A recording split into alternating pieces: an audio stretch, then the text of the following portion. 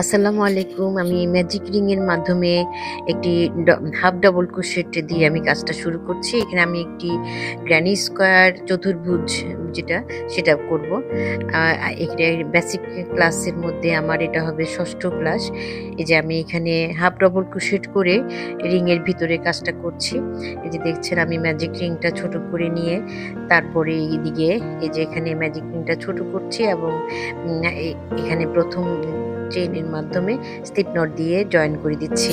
আমি ২-৩ টে কালার দিয়ে আমি কাজটা করব এবং স্টেপ বাই স্টেপ দেখাতে চেষ্টা করব। আপনারা একটু খেয়াল করবেন।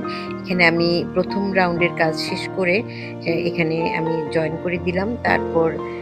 তারপর আমি ২য় সুতার কাজ করছি। এখানে আমি সাদা সুতাটা নিয়েছি এবং নিচ থেকে তুলে নিয়ে আমি এখানে জয়েন করে দেব। এই যে আমি ২টি সুতার ২টি লুপ একসাথে ১ম নেব এবং পরে একটা লুপে কাজ করব। পিছন দিকে আমি একটা সুতা হাইড করে নেব। এই যে এভাবে আমি ১মে ৩টি চেইন এখানে করব।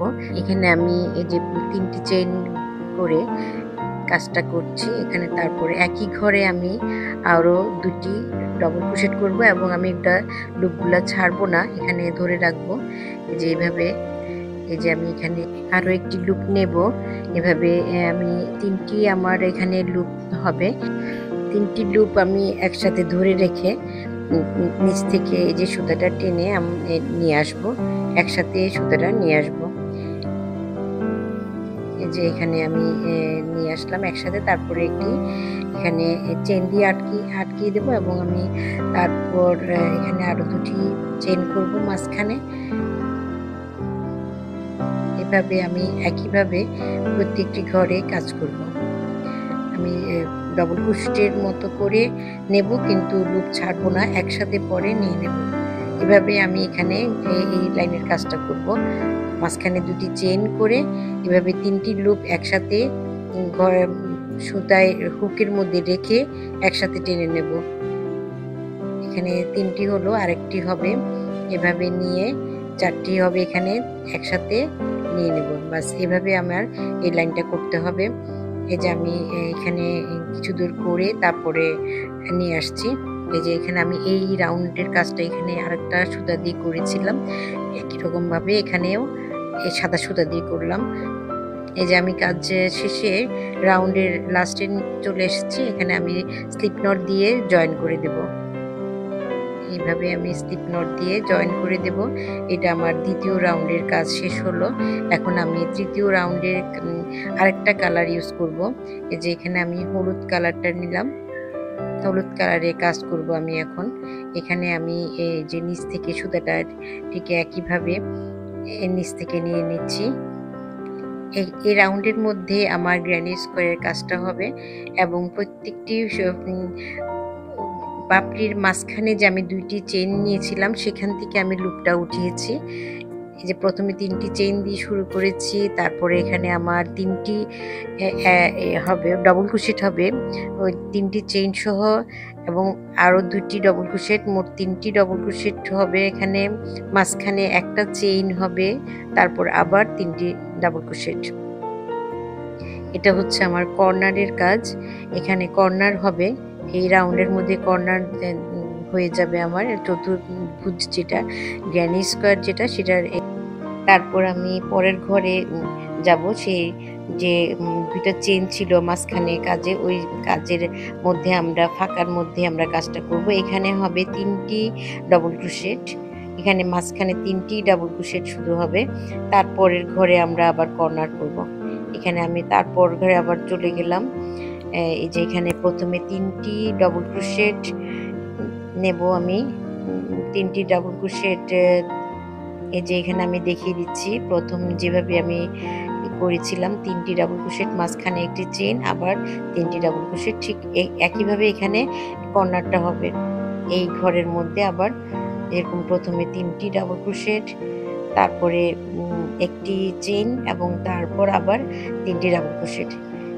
এভাবে এই কর্নারটা আবার এখানে হবে। দেখছেন আমি করছি। আপনারা যারা আমার ভিডিওটি দেখছেন তাদেরকে ধন্যবাদ এবং আমার নতুন ভিডিও পাওয়ার জন্য আমার ভিডিওটি একটি লাইক দিয়ে যাবেন এবং সাবস্ক্রাইব করবেন যাতে নতুন ভিডিওর নোটিফিকেশন চলে যায় আপনাদের কাছে। এই যে আমি এখানে এই কর্নারটাও শেষ করলাম। এই যে আপনারা আশা করি বুঝতে পেরেছেন। এই যে আমি পরের ঘরের কাজটাও করছি। এখানে আবার হবে 3টি ডাবল ক্রোশেট। এই যে এখানে আবার 3টি ডাবল ক্রোশেট হবে। খুব সহজ, একটু খেয়াল করলে কিন্তু বোঝা যায়, কঠিন কিছু নাই। আমি যে বেসিক ক্লাসগুলো দিয়েছি আপনারা ওগুলো ফলো করলে অবশ্যই খুব তাড়াতাড়ি শিখতে পারবেন। এই যে এখানে আমি পরে স্লিপ নট দিয়ে এই যে এখানে জয়েন করে দিলাম। এই যে আমার একটি স্কোয়ার টাইপের প্যাটার্ন হয়ে গেছে। এখন আমি পরের লাইনের কাজটা করব। পরের লাইনে আমি আবার ম্যাজেন্টা কালার নিচ্ছি। এই যে এখানে আমি কর্নারে জয়েন করে দিলাম। ঠিক একইভাবে এখানে জয়েন করার পরে আমি এখানে কর্নারের কাজটা আগে করব। প্রথমে আমি 3টি চেইন নিব, 3টি চেইন এবং তারপরে 2টা ডাবল ক্রোশেট, ঠিক একইভাবে মাঝখানে একটি চেইন এবং আবার 3টি ডাবল ক্রোশেট। এখানে 3টি চেইন এবং 2টি ডাবল ক্রোশেট আমার 3টি ডাবল ক্রোশেটের সাইজ হয়েছে এবং পরে মাঝখানে একটা চেইন হয়ে আবার 3টি ডাবল ক্রোশেট। এই কর্নারের কাজটা আমাদের এভাবে করতে হয়। তারপর এখানে আমি পরের ঘরে যাচ্ছি। এখানে 3টি ডাবল ক্রোশেট শেষ করে এখন আমি পরের ঘরে কাজ করব। পরের ঘরে আমার সেই ফাঁকার মধ্যে মাঝখানে ঘরটা মধ্যে এখানে আমি 3টি ডাবল ক্রোশেট করব।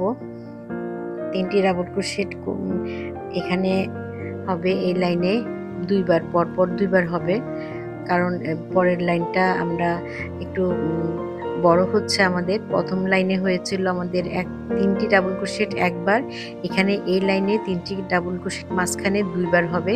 তারপরে আবার আমরা কর্নারের কাজটা করব। এই যে এখানে আমি 3টি ডাবল ক্রোশেটের পরে কর্নারের কাজটা করব। আমি স্টেপ বাই স্টেপ সহজভাবে বোঝাতে চেষ্টা করছি, আর আশা করি আপনারা বুঝতে পেরেছেন। এখানে আমি এখন কর্নারে কাজটা করছি। কর্নারে আবার 3টি ডাবল ক্রোশেট, মাঝখানে একটি চেইন এবং আবার 3টি ডাবল ক্রোশেট। এভাবে এই কাজটা পুরো কাজটা হবে। এইভাবে আমি পুরো কাজটা করে নিয়ে আসছি। আশা করি আপনারা বুঝতে পেরেছেন। আজকের মতো এখানে শেষ করছি। আল্লাহ হাফেজ।